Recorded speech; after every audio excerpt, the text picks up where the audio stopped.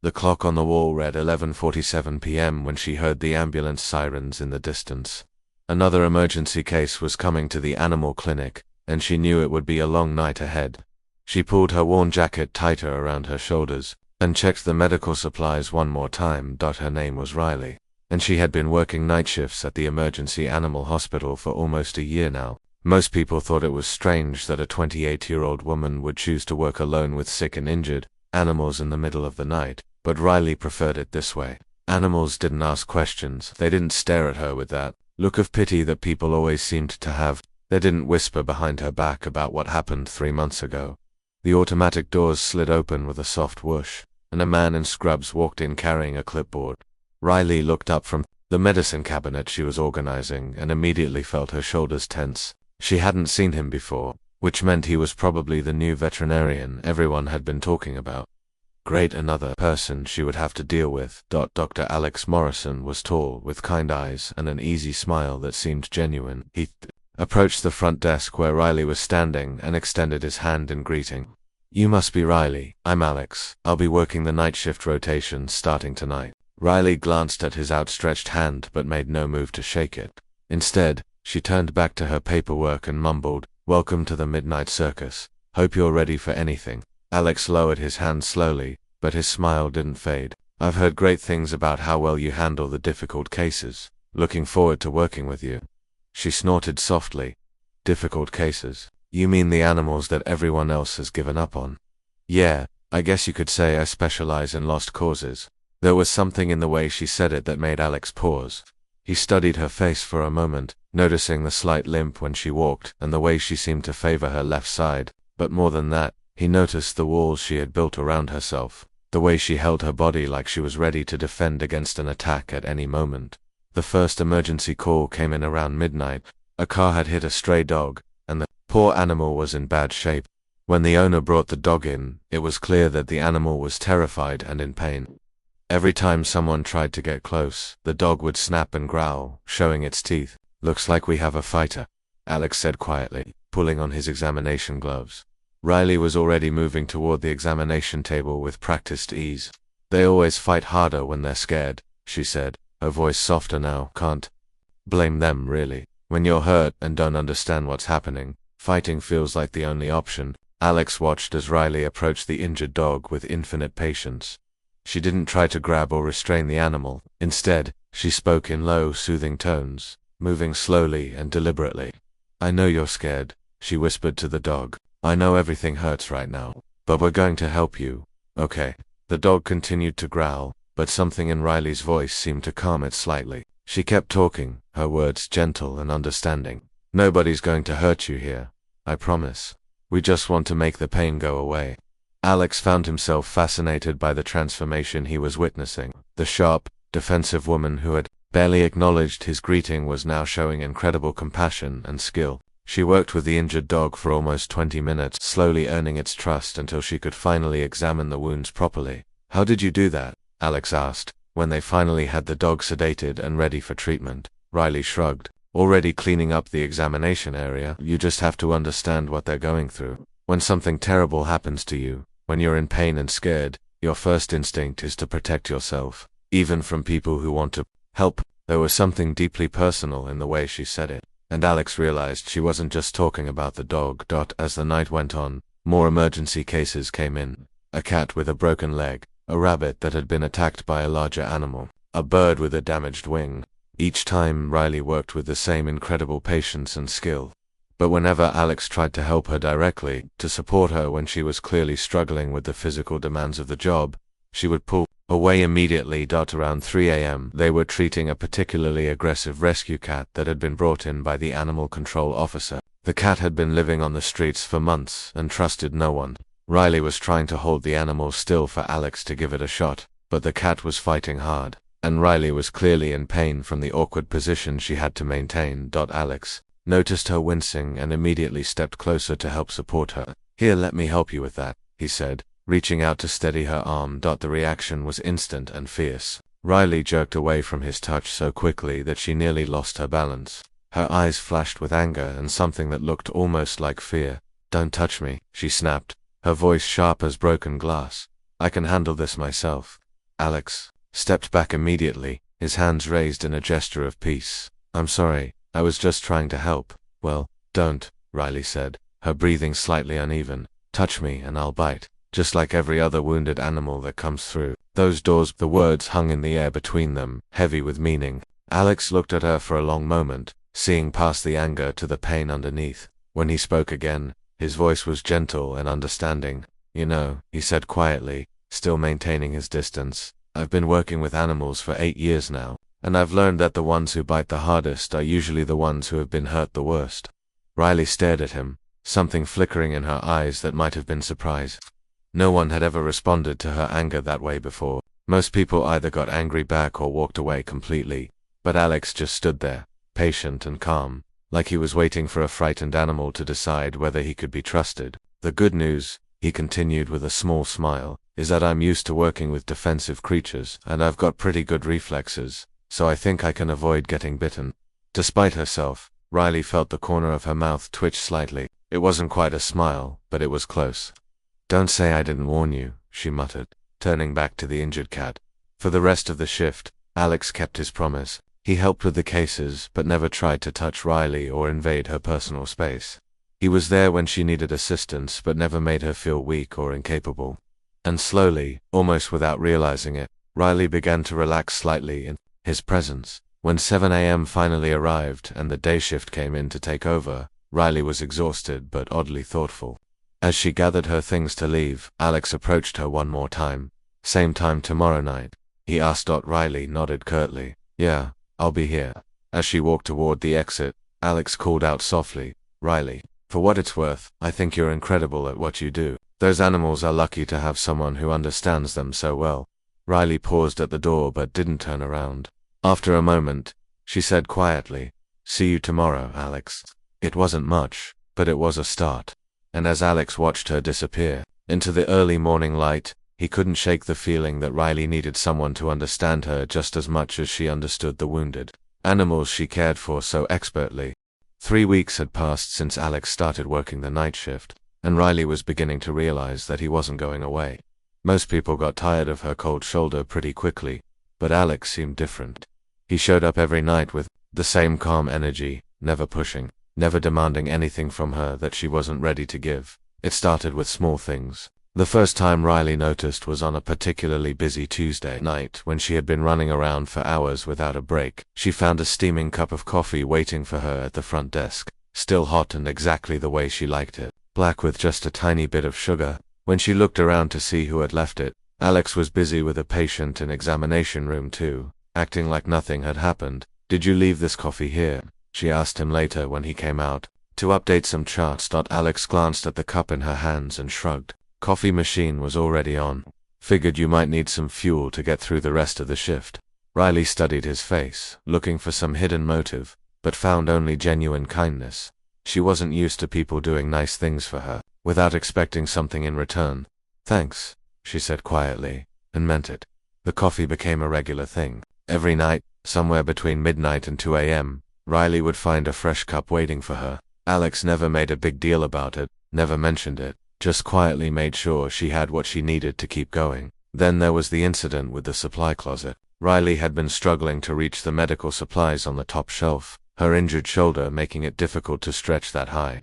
She had been standing there for several minutes, trying to figure out how to get what she needed without asking for help, when she heard footsteps behind her. The tall person delivery service has arrived, Alex said with a gentle smile, reaching up to grab the supplies she needed. What can I get for you? Normally, Riley would have snapped at him for assuming she needed help, but there was something about the way he said it, like he was just offering a service rather than pointing out her limitations, that made her pause. The gauze pads, she said finally, and those bottles of antiseptic solution. Alex handed them down to her carefully. Anything else while I'm up here? No, that's good. Thank you. He nodded and walked away without another word, leaving Riley standing there feeling strangely grateful and confused at the same time. But it was what happened with Luna that really changed everything. Luna was a small black puppy that had been brought in by the animal rescue team. She had been found in an abandoned building, severely neglected and terrified of any human contact. The puppy had been at the clinic for almost a week, and nobody could get near her without her cowering in the corner of her cage. Riley watched Alex work with Luna night after night, and she was amazed by his patience. He never tried to force contact with the frightened animal. Instead, he would sit quietly near her cage, sometimes reading medical journals out loud in a soft voice, sometimes just being present while the puppy slowly got used to his presence. "She's been hurt badly," Alex said one night as they both watched Luna from across the room, "probably by someone she trusted. It's going to take time for her to believe that not all humans are dangerous." Riley felt something twist in her chest at his words. There was something about the way he talked about Luna that made her feel like he understood more than just animal behavior. On Thursday night, Riley was having a particularly bad day. Her physical therapy appointment that morning had been rough, and her old injuries were acting up more than usual.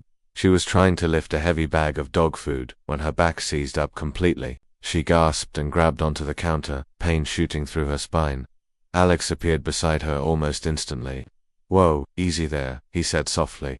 "Let me get that. I can do it myself," Riley said through gritted teeth, but even she could hear how unconvincing she sounded. "I know you can," Alex said, already lifting the bag with ease, "but you don't have to. Where does this go?" Riley wanted to argue, wanted to maintain her independence, but the pain was making it hard to think clearly. "Storage room," she managed to say. "Back corner." Alex carried the bag away and returned a few minutes later with an ice pack wrapped in a towel. "For your back," he said, setting it on the counter within her reach. "Take it or leave it." Riley stared at the ice pack for a long moment. She couldn't remember the last time someone had anticipated her needs like that, had noticed her pain without her having to ask for help. Slowly, she picked up the ice pack and pressed it against her lower back. "Better?" Alex asked. "Yeah," she admitted quietly. "Thanks." That same night, something amazing happened with Luna. Alex was sitting near her cage, as usual, reading quietly. When the little puppy slowly crept forward, Riley held her breath as she watched Luna inch closer and closer to the front of the cage.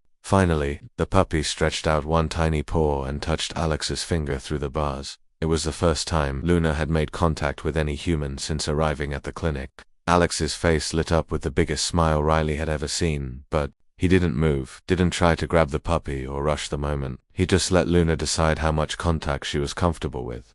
"You did it, girl," he whispered to Luna. "I knew you had it in you." Riley felt tears prick at the corners of her eyes as she watched the scene unfold. There was something beautiful about seeing trust slowly rebuild after it had been broken. It gave her hope that maybe healing was possible, even when the wounds ran deep. Over the following weeks, Riley found herself looking forward to Alex's shifts in a way that surprised her. She started arriving at work a few minutes early just to see him setting up for the night. She began sharing small details about difficult cases, asking for his opinion on treatment plans. Nothing major, nothing that would make her too vulnerable, but small steps towards something that might eventually become trust. The breakthrough came on a quiet Sunday night when they were both exhausted from a series of emergency cases. Riley was updating patient charts when she realized Alex was watching her work. "What?" she asked, suddenly subconscious. "I was just thinking about how good you are at this," he said honestly. "The way you connect with these animals, the way you understand exactly what they need. It's really something special." Riley felt heat rise to her cheeks. Compliments made her uncomfortable, but there was something genuine in Alex's voice that made it hard to brush off. "I just do my job," she said. "No," Alex said firmly. "What you do goes way beyond just doing a job. You give these animals hope when they've lost everything else. That's a gift." For the first time in months, Riley felt something warm and unfamiliar stirring in her chest. It took her a moment to recognize what it was. The feeling of being truly seen and appreciated for who she was, not pitied for what had happened to her. "Alex," she said quietly, not quite meeting his eyes. "Thanks for being patient with me. I know I'm not the easiest person to work with." Alex smiled that gentle smile of his. "Good things take time, Riley, and you're worth waiting for." As Riley drove home that morning, she realized that somewhere along the way, the walls she had built around herself had started to develop small cracks. And for the first time since her accident, that didn't terrify her completely. The weather forecast had been calling for severe storms all week, but nobody expected what actually hit the city that Friday night. Riley arrived at the clinic just as the first drops of rain began to fall, heavy and cold against the windows. The wind was already picking up, making the old building creak and groan in ways that set her nerves on edge. Alex was already there, checking the emergency equipment and making sure all the backup systems were functioning properly. "Looks like we're in for a rough night," he said, glancing up at the flickering lights. The power company says there might be outages across the whole area. Riley nodded, trying to ignore the way her hands had started to shake slightly. Storms always made her nervous now, ever since the accident. The sound of rain hitting metal, the sudden flashes of lightning, the way everything could change in an instant, it all brought back memories. She tried hard to keep buried. They had been working for about 2 hours when the first power surge hit. The lights flickered once, twice, then went out completely, leaving them in darkness for several terrifying seconds before the emergency generators kicked in. The backup lighting was dim and cast strange shadows across the walls, making everything feel different and unsettling. Well, that's not good, Alex said, checking his phone. Looks like half the city is without power. We're lucky the generators are working. Riley was trying to act normal, but Alex noticed the way she had gone very still, the way her breathing had become shallow and careful. Every time thunder rumbled overhead, she would tense up like she was bracing for impact. Around midnight, things got worse. The heating system, which was connected to the main power grid, stopped working completely. The temperature in the building began to drop quickly, and they could see their breath forming small clouds in the air. The animals, Riley said suddenly, her voice tight with worry. The ones recovering from surgery, they can't handle this cold. Alex was already moving toward the supply closet. I'll get every blanket we have. We need to keep them warm somehow. They spent the next hour wrapping the most vulnerable animals in blankets and moving the smaller ones into the main examination room, which still had some residual heat. Riley worked with intense focus, checking on each animal, adjusting their blankets, making sure they were as comfortable as possible. But Alex could see the toll the night was taking on her. Every crash of thunder made her jump slightly. Every time the building shook from the wind, her face would go pale. When a particularly loud crack of lightning lit up the entire sky, followed immediately by deafening thunder, Riley actually stumbled backward, her eyes wide with something that looked like panic. Riley, Alex said softly, approaching her carefully. Are you okay? I'm fine, she said quickly, but her voice was shaky. Just need to check on the animals in room 3. She hurried away before he could respond, but Alex could see that she was anything but fine. Her hands were trembling as she worked, and she kept glancing toward the windows with a look of barely controlled fear. The storm continued to rage outside, getting stronger instead of weaker. Around 2 a.m., the wind became so violent that they could hear things hitting the building tree branches, pieces of debris, maybe even parts of other buildings. Each impact made Riley flinch visibly. Then came the sound that changed everything. A tremendous crash, followed by the screech of metal being twisted and torn. Something large had hit the building, and suddenly there was a new sound, the rhythmic dripping of water coming through the ceiling. The roof, Alex said grimly, grabbing a bucket to catch the leak. Something must have damaged it. Riley was standing frozen in the middle of the room, staring up at the water dripping from above. Her face had gone completely white, and she was breathing in short, rapid gasps that Alex recognized as the beginning of a panic attack. Riley, he said gently, setting down the bucket and moving slowly toward her. Talk to me, what's happening? I can't, she whispered, her voice barely audible over the storm. The rain, the sound, it's just like... Another crash of thunder shook the building, and Riley's control finally broke. She wrapped her arms around herself and sank down onto the small couch in the break room, her whole body shaking. Alex stood there for a moment, wanting desperately to help but knowing that touching her without permission would only make things worse. Instead, he sat down on the floor a few feet away from her, close enough that she would know he was there but far enough away that she wouldn't feel trapped. It's okay, he said quietly. You're safe. The building is solid, the animals are okay, and you're safe. Riley looked up at him through tears. She didn't even realize she was crying. The accident, she said brokenly. It was raining that night, just like this. I couldn't see, couldn't stop in time, and then, she couldn't finish the sentence, but she didn't need to. Alex understood now why storms affected her so deeply, why she had been fighting panic all night. I'm sorry, he said simply. I'm sorry that happened to you. Something about the way he said it, without trying to make it better or tell her she should be grateful to be alive, made Riley feel like maybe she could trust him with this part of her story. I was driving home from my old job, she continued, her voice shaky but determined to get the words out. It was late, and the rain was so heavy I could barely see the road. This truck ran a red light and hit me head-on. I was in the hospital for 2 months. Alex listened without interrupting, letting her tell her story at her own pace. Everyone kept saying how lucky I was to survive.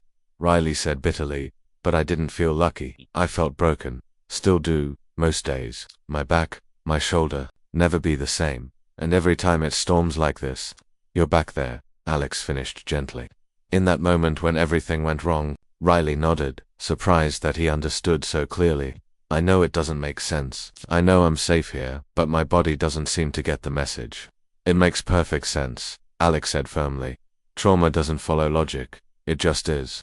They sat in comfortable silence for a while, listening to the storm rage outside. Gradually, Riley's breathing began to slow down, and the shaking in her hands started to ease. Alex, she said quietly. Yeah, thank you. For not trying to fix me or tell me I'm being silly. You're not being silly, he said. You're human, and humans carry their scars, visible and invisible. There's no shame in that. As the night wore on, they found themselves sitting closer together on the small couch, sharing the warmth and finding comfort in each other's presence. For the first time since her accident, Riley allowed herself to be vulnerable with another person. And for the first time in months, she didn't feel completely alone with her pain. By 3 a.m., the storm showed no signs of letting up. If anything, it seemed to be getting stronger, with wind speeds that made the whole building sway slightly. Riley and Alex had done everything they could for the animals, and now they found themselves huddled together in the break room, sharing a single blanket as the temperature continued to drop. Riley had stopped fighting her instinct to seek comfort. After months of forcing herself to be strong and independent, she was too exhausted and emotionally drained to maintain her walls. When Alex had quietly offered to share his warmth, she had simply nodded and moved closer to him on the couch. Tell me about before, Alex said softly, his voice barely audible over the storm. What were you like before the accident? Riley was quiet for so long that Alex thought she might not answer, but then she began to speak, her voice soft and thoughtful. I was different, she said. More open, I guess. I worked at a regular vet clinic during the day, and I loved it. I had friends, went out on weekends, dated occasionally. I wasn't afraid of getting close to people. She paused, remembering, I used to be the person who would hug her friends when they were sad, who would reach out to comfort people. Now I can barely stand to be touched. What changed? Alex asked, though he suspected he already knew. Everything, Riley said simply. When you're lying in a hospital bed for weeks, when you have to learn how to walk properly again, when you realize your body will never be the same. People look at you differently. They either treat you like you're made of glass, or they act like your pain isn't real because they can't see it. Alex felt anger rise in his chest on her behalf, but he kept his voice gentle. That must have been incredibly isolating. It was, Riley admitted. So I decided it was easier to just not let people get close enough to disappoint me. Animals don't judge, they don't have expectations. They just need care and kindness, and I can give them that. You're very good at it, Alex said. The way you connect with them, especially the scared ones, it's like you understand exactly what they're feeling. Riley let out a small, bitter laugh. Well, I've had plenty of practice being scared and defensive. They fell into silence again, but it wasn't uncomfortable. Outside, the storm continued its assault on the building, but inside their small bubble of warmth, Riley felt safer than she had in months. Can I ask you something? She said eventually. Anything. Why didn't you give up on me? Most people would have stopped trying weeks ago. Alex was quiet for a moment, considering his answer. Do you remember that first night, when you were working with that injured dog? The one that was so aggressive nobody else could get near it? Riley nodded. I watched you with that dog for almost an hour, Alex continued. You never got frustrated, never gave up, even when it snapped at you. You just kept talking to it, kept being patient, until finally it let you help. He shifted slightly so he could look at her face. I realized that night that you understood something about healing that most people don't. You knew that trust takes time, that you can't rush someone who's been hurt. And I thought maybe you needed someone to show you that same patience. Riley felt tears sting her eyes again, but they were different tears this time. I don't know if I'm worth all that effort, she whispered. You are, Alex said firmly. You absolutely are. Around 4 a.m., exhaustion finally began to overcome them both. Riley's head had gradually found its way to Alex's shoulder, and she was surprised to find that instead of panic, she felt peaceful for the first time since her accident. She felt truly safe with another person. Alex, she murmured sleepily. I'm scared of the storm. No, she said quietly. Of this. Of letting someone matter to me again. Alex's arm tightened slightly around her, a gesture of comfort and protection. I'm scared too, he admitted. But I think maybe the best things in life are a little scary. Riley closed her eyes and let herself sink into the feeling of being held, of being cared for without conditions or expectations. What if I can't be what you need? She asked. What if I'm too broken? You're not broken, Alex said softly. You're healing, and healing isn't pretty or linear or fast. But it's happening, Riley. I can see it. As the first hint of dawn began to creep through the windows, the storm finally started to calm. The thunder became more distant, the rain gentler, the wind less violent. But Riley didn't move from Alex's arms. For the first time in months, she was exactly where she wanted to be. The storm's passing, Alex observed quietly. Riley nodded against his shoulder. Yeah, she said. I think maybe it is. They both knew she wasn't just talking about the weather.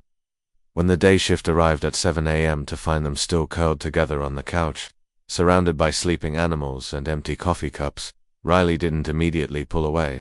Instead, she looked up at Alex with something new in her eyes. Hope, thank you, she said simply. For what? For staying. For not running away when things got difficult. For showing me that maybe I don't have to face everything alone. Alex smiled, brushing a strand of hair away from her face with infinite gentleness. Thank you for letting me stay. As they prepared to leave that morning, both of them were quiet, processing everything that had happened during the long night. The storm had stripped away Riley's defenses, but instead of leaving her feeling exposed and vulnerable, she felt lighter somehow, like she had been carrying a heavy burden for months and had finally been able to set it down. Same time tonight, Alex asked as they gathered their things. Riley looked at him, really looked at him, seeing not just the kind veterinarian who had been patient with her, but someone who had seen her at her most vulnerable and hadn't turned away. Yeah, she said, and this time her smile was genuine and unguarded. Same time tonight. 3 months after the storm, Riley woke up on a Saturday morning without immediately checking the weather forecast. It was a small thing, but for someone who had spent months living in fear of the next thunderstorm, it felt like a victory. She and Alex had been working together every night since that pivotal evening, and slowly, carefully, something beautiful had grown between them. It wasn't rushed or dramatic. It was built on a foundation of understanding, patience, and genuine care that had developed over countless quiet conversations and shared moments of helping wounded animals heal. The changes in Riley were subtle but significant. She smiled more often now, and not just the polite, professional smile she had perfected for work. This was something real and warm that reached her eyes. She had started staying a few minutes after her shift ended to chat with the day staff instead of rushing out the door. She even laughed sometimes, a sound that Alex had come to treasure. Most importantly, she had learned to accept help without feeling like it diminished her strength. When her back was bothering her, she would actually tell Alex instead of suffering in silence. When she was having a difficult day emotionally, she would talk about it instead of shutting down completely. The breakthrough with Luna had been a turning point for both Riley and the little puppy. After weeks of patient work, Luna had finally learned to trust again. She would now eagerly greet both Riley and Alex when they arrived for their shifts, tail wagging and eyes bright with joy. Watching Luna's transformation had been like watching a mirror of Riley's own healing journey. She's going to make someone a wonderful companion, Alex said one evening as they watched Luna play with a toy in her kennel. The puppy had been cleared for adoption and would be going to her new home the following week. I'm going to miss her, Riley admitted, surprised by how attached she had become to the little dog who had been so much like herself, scared, defensive, but ultimately capable of healing when shown patience and love. Maybe we should think about getting a dog, Alex said casually, then immediately caught himself. I mean ... if we don't have to. Riley turned to look at him, a small smile playing at the corners of her mouth. It was the first time either of them had mentioned a future together, the first acknowledgement that what had grown between them might extend beyond the walls of the animal hospital. She asked softly. Alex's cheeks turned slightly pink. I know we haven't really talked about. I mean, I don't want to assume anything ... Double quotes Alex. Riley interrupted gently. Breathe. He took a deep breath and looked at her seriously. Riley, I care about you a lot, and I hope, that maybe you care about me too. I know you're still healing, and I don't want to push you into anything you're not ready for, but you're wondering if there might be a we somewhere in our future, Riley finished for him. Yeah, he said simply.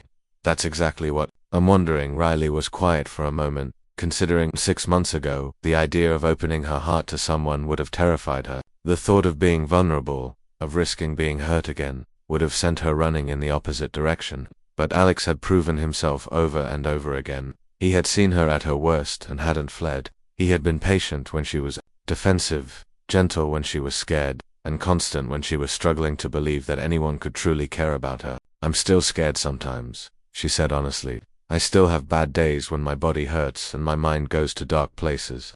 I still flinch during storms, and I still struggle with letting people get close." "I know," Alex said, "and that's okay." But Riley continued, stepping closer to him. "I think maybe I'm ready to try, to see what we might look like." The smile that spread across Alex's face was brilliant and full of joy. "Really?" Instead of answering with words, Riley did something that would have been unthinkable just months before. She reached out and took his hand, intertwining their fingers and marveling at how natural it felt. "Really?" she said softly. Their first official date was, perhaps predictably, not typical. Instead of dinner and a movie, they spent a Sunday afternoon at the local animal shelter, volunteering with the adoption program. Riley had suggested it, saying she felt more comfortable in a place that felt familiar, and Alex had enthusiastically agreed. They spent hours helping potential families meet dogs and cats who needed homes. And Riley was amazed by how easy it felt to be herself around Alex outside of work. There was no pressure, no expectations, just two people who cared about each other, spending time together doing something they both loved. "You're different," Alex observed as they drove home that evening. "Different how?" Riley asked. "Lighter," he said, "like you're not carrying the weight of the world on your shoulders anymore." Riley considered this. "I think maybe I've learned that I don't have to carry it alone," she said. "That it's okay to let someone help share the load." "I'm honored to be that someone," Alex said sincerely. 6 months later, Riley stood in the break room of the animal hospital, looking at a photo on her phone. It was a picture Alex had taken of her the previous weekend, playing fetch with the dog they had eventually adopted together, a gentle golden retriever mix named Hope, who had been returned to the shelter 3 times before finding her forever home with them. In the photo, Riley was laughing, her head thrown back, and her whole face lit up with genuine happiness. It was hard to believe that this was the same person who had once threatened to bite anyone who tried to get close to her. "Admiring your own beauty," Alex teased, coming up behind her and wrapping his arms around her waist. The gesture was natural now, welcomed rather than feared. "Just thinking about how much everything has changed," Riley said, leaning back against his chest. "A year ago, I never would have believed this was possible." "What changed?" Alex asked, though he suspected he knew the answer. Riley turned in his arms so she could look at him directly. "I learned that being vulnerable isn't the same as being weak," she said. "I learned that the right person won't run away when you show them your scars. And I learned that sometimes the best things in life come disguised as the scariest." "And what's the scariest thing of all?" Alex asked with a smile. Riley stood on her tiptoes and kissed him softly, a gesture that still felt miraculous after all these months. "Loving someone enough to let them love you back," she whispered against his lips. As they prepared for another night shift together, Riley reflected on the journey that had brought them to this point. She still had difficult days, still struggled sometimes with her past trauma, but now she faced those challenges with someone who understood that healing wasn't a destination but an ongoing process. Someone who loved her not despite her scars but because of the strength they represented. The wounded animal who had once growled at anyone who tried to get close had learned that sometimes, if you're very lucky, someone comes along who speaks your language, someone who understands that trust is earned slowly and that love, real love, is patient enough to wait for it. And sometimes, if you're very brave, you discover that letting someone see your broken places doesn't make you weaker, it makes you whole.